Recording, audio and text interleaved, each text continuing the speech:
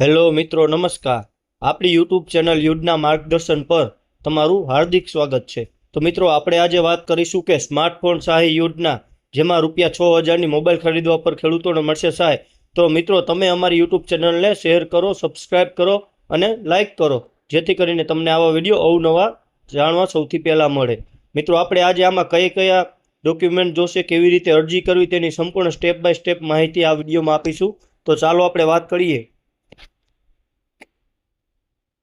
Smartphone સહાય યોજના 2025 ગુજરાત સરકાર દ્વારા વિવિધ ખેડૂતલક્ષી યોજનાઓ હાલમાં શરૂ છે। આ ખેડૂત પોર્ટલ મારફતે સરકાર વિવિધ સહાય યોજનાઓને ખેડૂતો ભાઈઓ સુધી પહોંચાડે છે। હાલમાં ખેડૂત ભાઈઓ માટે સ્માર્ટફોન સહાય યોજના શરૂ છે, જેમાં સ્માર્ટફોન ખરીદી સહાય કિંમતના 40% અથવા ₹6002માંથી જે ઓછું હોય તે મળવાપાત્ર રહેશે।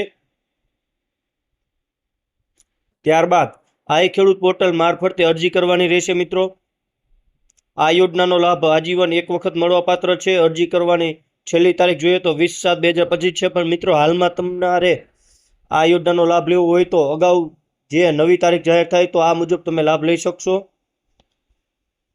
જેમાં સ્માર્ટફોન સહાય યોજના 2025 એટલે કે ગુજરાતના કૃષિ ખેડૂત કલ્યાણ અને સહકાર વિભાગ દ્વારા ગુજરાત મોબાઈલ સહાય યોજના શરૂ કરવામાં આવેલ છે।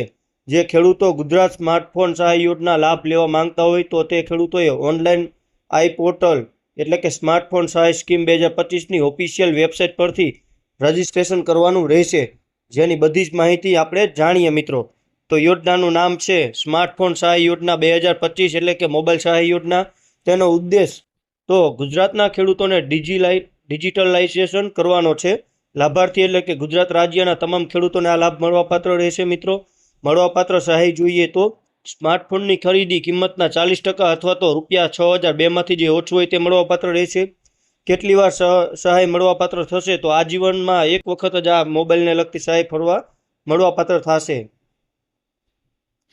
જેની એક ઓફિશિયલ વેબસાઇટ છે। કે મિત્રો, તમારે કઈ વેબસાઇટ પર જવાનું રહેશે આ સહાય લેવા માટે, તો તેની વેબસાઇટ છે iKhedoot.gujarat.government.in ની વેબસાઇટ પર જવાનું રહેશે।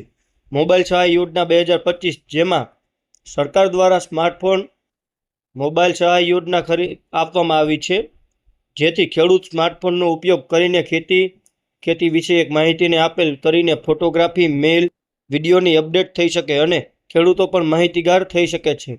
તે માટે ખેડૂત મોબાઈલ સહાય યોજના બનાવવામાં આવી છે। મિત્રો, તેની અમુક સૂચનાઓ છે જે આપણે જોઈએ। મિત્રો, કે ખેડૂત નોંધણી એટલે કે રજિસ્ટ્રેશન ધરાવતા હોય કે ના ધરાવતા હોય તો પણ અરજી કરી શકશે। જો તમે ખેડૂત નોંધણી ધરાવો છો તેમાં હા કહેશો તો આધાર નંબર અને મોબાઈલ નંબર રજૂ કરવાનો રહેશે। તો તમારો મોબાઈલ ઉપર એક ઓટીપી આવશે, તે ઓટીપી નાખ્યા બાદ અરજીમાં ખેડૂતની વિગતો આપો, આપ ઓનલાઈન આવી જશે આપમેળે મિત્રો વિગતો। ત્યારબાદ જોઈએ તો જો તમે ખેડૂત નોંધણી કરાવ્યા વગર વર્ષ 2018-19થી પ્રથમ વખત અરજી કરતા હશો તો ઓનલાઈન અરજી કરતી વખતે આધાર નંબર અને મોબાઈલ નંબર આપવાથી અરજીની પાત્રતા નિયત થાય તે સમયે સંબંધિત કચેરીમાં આધાર નંબરની નકલ રજૂ કરેથી સંબંધિત અધિકારીશ્રી દ્વારા તેની ખરાઈ કર્યા બાદ ખેડૂત નોંધણી રજિસ્ટ્રેશન થશે।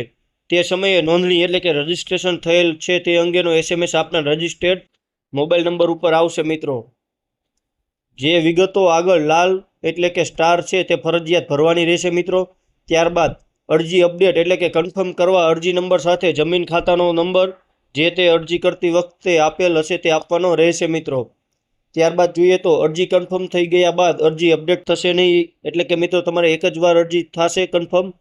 અરજી કન્ફર્મ થયા પછી જ અરજીની પ્રિન્ટ લઈ શકાશે। મિત્રો, જો બેંકનું નામ લિસ્ટમાં ન મળે તો નજીકની ખેતીવાડી કચેરીનો સંપર્ક કરવાનો રહેશે। મિત્રો, ત્યારબાદ અરજી સેવ કરતા જો અરજી નંબર જનરેટ ન થાય તો સૂચનાઓની ઉપરની લાઇનમાં મેસેજ વાંચો, તે તમારે સંપૂર્ણ વાંચવાનું રહેશે। મિત્રો, અને અરજી સેવ કર્યા પછી કન્ફર્મ કરવું જરૂરી છે। ફક્ત કન્ફર્મ કરેલ અરજી ધ્યાનમાં લેવાશે।